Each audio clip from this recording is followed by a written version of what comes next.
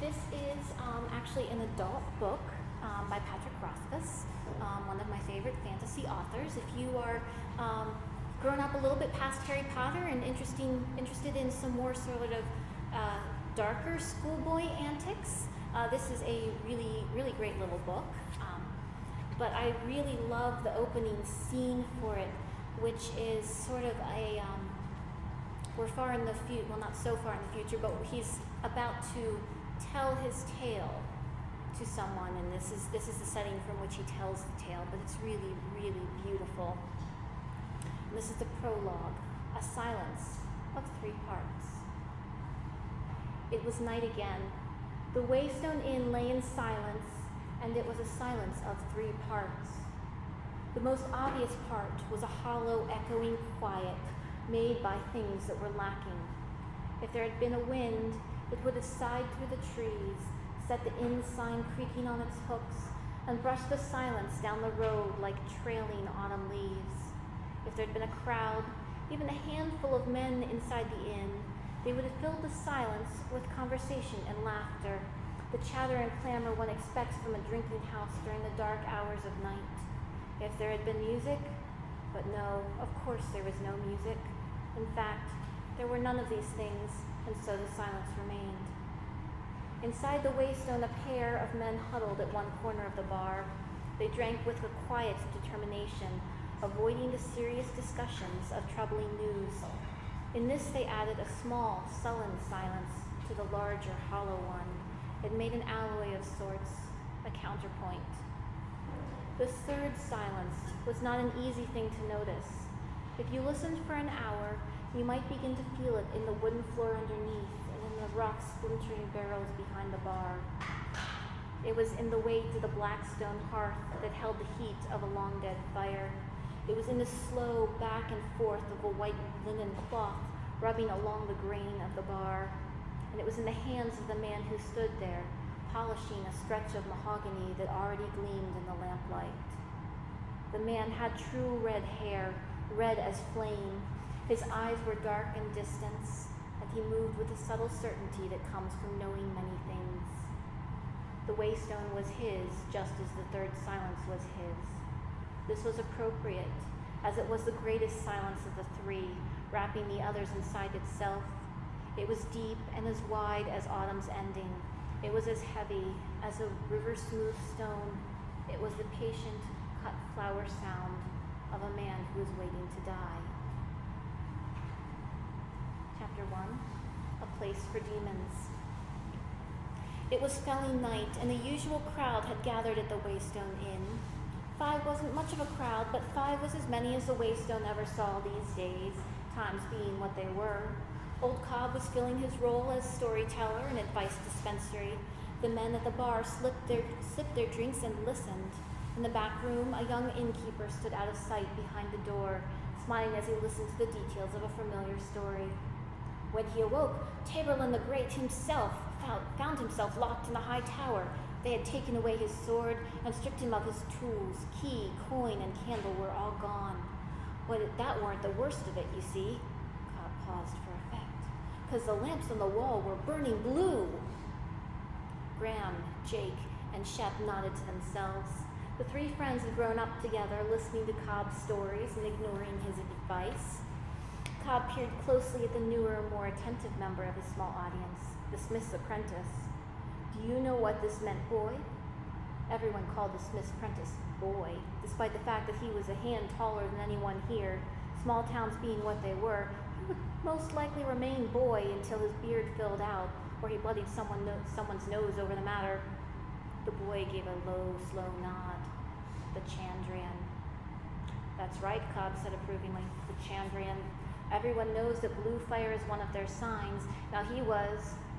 But how'd they find him? The boy interrupted. And why didn't they kill him when they had the chance? Hush now, you'll get all the answers before the end, Jake said. Just let him tell it. No need for that, Jake, Graham said. Boy's just curious. Drink your drink. I drank me drink already, great, Jake mumbled. I need another, but the innkeep's still skinning rats in the back room. He raised his voice and knocked his empty mug hollowly on the top of the mahogany bar. Boy, we're thirsty men in here. The innkeeper appeared with 5 bowls of stew and 2 warm, round loaves of bread. He poured more beer for Jake, Shep, and Old Cobb, moving with an air of bustling efficiency. The story was set aside while the men tended to their dinners. Old Cobb tucked away his bowl of stew with the predatory efficiency of a lifetime bachelor. The others were still blowing steam off their bowls when he had finished the last of his loaf and returned to his story. Now Taborlin needed to escape, but when he looked around, he saw his cell had no door, no windows. All around him was nothing but smooth, hard stone. It was a cell no man had ever escaped. But Taborlin knew the names of things, and so all things were his to command. He said to the stone, "Break!"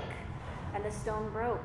The wall tore like a piece of paper, and through the hole Taborlin could see the sky and breathe the sweet spring air. He stepped to the edge, looked down, and without a second thought, he stepped out into the open air. The boy's eyes went wide. He didn't! Cobb nodded seriously.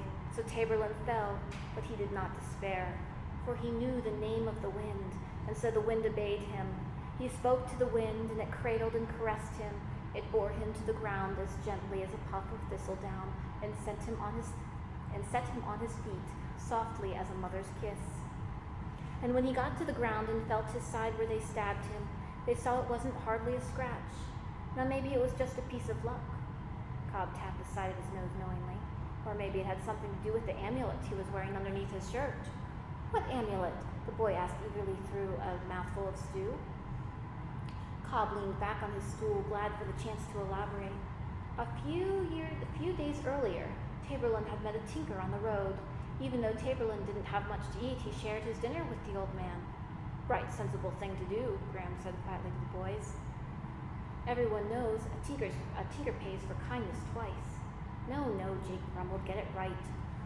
A tinker's advice pays kindness twice. The innkeeper spoke up for the first time that night. Actually, you're missing more than half, he said, standing in the doorway behind the bear. A tinker's debt is always paid, once for any simple trade, twice for freely given aid, thrice for any insult made. The men at the bar were almost surprised to see Coates standing there. They had been coming to the Waystone every felling night for months, and Coate had never interjected anything of his own before. Not that you could expect anything else, really. He'd only been in town for a year or so. He was still a stranger. The smith's apprentice had lived here since he was 11, and he was still referred to as that Ranish boy, as if Ranish were some foreign country and not a town less than 30 miles away. Just something I heard once, Coate said to fill the silence, obviously embarrassed. Old Cobb nodded before he cleared his throat and launched back into the story. Now this amulet was worth a whole bucket of gold royals, but on account of Taborlin's kindness, the tinker sold it to him for nothing but an iron penny, a copper penny, and a silver penny. It was black as a winter night and cold as ice to the touch, but as long as it was round his neck, Taborlin would be safe from the harm of evil things, demons and such. I'd give a good piece for a thing like that these days, Shep said darkly. He had drunk most and talked least over the course of the evening. Everyone knew that something bad had happened out on his farm last Sunday night, but since they were good friends, they knew better than to ask him for details, at least not this early in the evening, not as sober as they were. Aye, who wouldn't, Old Cobb said judiciously, taking a long drink. I didn't know the Chandrians were demons, the boy said. I heard. They ain't demons, Jake said firmly.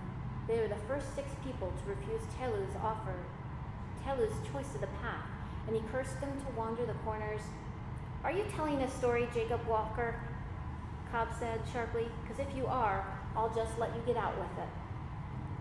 The 2 men glared at each other for a long moment. Eventually, Jake looked away, muttering something that could conceivably have been an apology. Cobb turned back to the boy. That's the mystery of the Chandrian, he explained. Where do they come from? Where do they go after they've done their bloody deeds? Are they men who sold their souls? Demons? Spirits? No one knows. Cobb shot Jake a profound, disdainful look, though every half-wit claims he knows. The story fell further into bickering at this point, about the nature of the Chandrian, the signs that showed their presence to the wary, whether the amulet would protect Taborlin from bandits or mad dogs or falling off a horse. Things were about to get heated when the front door banged open. Jake looked over. It's about time you got in, Carter. Tell this damn fool that the difference between a demon and a dog, everybody knows. Jake stopped mid-sentence and rushed to the door. God, Spotty, what happened to you? Carter stepped into the light, his face pale and smeared with blood. He clutched an old saddle blanket to his chest. It was an odd, awkward shape, as if it were wrapped around a tangle of kindling sticks. His friends jumped off their stools and hurried over at the sight of him. I'm fine, he said as he made his slow way into the common room. His eyes were wild around the edges, like a skittish horse. I'm fine, I'm fine. He dropped the bundled blanket onto the nearest table, where it knocked hard against the wood, as if it were full of stones. His clothes were crisscrossed with long, straight cuts. His gray shirt hung in loose tatters, except where it was stuck to his body, stained a dark, sullen red. Graham tried to ease him into a chair. Mother of God, sit down, Carter. What happened to you? Sit down. Carter shook his head stubbornly. I told you I'm fine. I'm not hurt that bad. How many were there? Graham said. One, Carter said, but it's not what you think. God damn it, I told you, Carter, old Cobb burst out with the sort of frightened anger that only relatives and close friends can muster. I told you for months now, you can't go out alone, not even as far as Baden. It ain't safe. Jake laid a hand on the old man's arm, quieting. Just take a sit, Graham said, trying to steer Carter up into a chair. Let's get that shirt off you and get you cleaned up a little bit.